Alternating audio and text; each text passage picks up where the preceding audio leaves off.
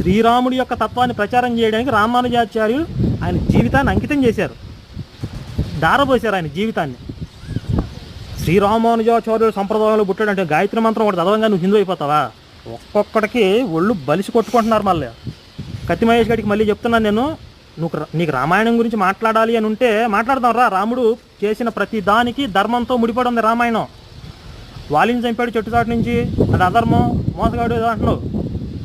ఈరోజు నువ్వు అడగటం కాదురా, ఆ రోజు వాలే అడిగాడు రాముణ్ణి, నువ్వు నన్ను చంపడం న్యాయమా, ఇలా ఎందుకు చంపావు, నేను నీకేమైనా అన్యాయం చేశానా, నన్ను ఎందుకు చంపావు అని 100 ప్రశ్నలు అడిగాడు వాలి. నువ్వు అడగటం కాదు, నువ్వు 1-2 అడుగుతున్నావు. వాలి 100 ప్రశ్నలు అడిగాడు రాముణ్ణి.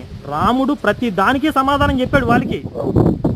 చెప్పిన తర్వాత వాలి చివరికి, నేను నీ చేతిలో మరణించడం అది నా పూర్వజన్మ సుకృతం, నీలాంటి ధర్మాత్ముడి చేతిలో చనిపోవటమే నాకు ఉత్తమ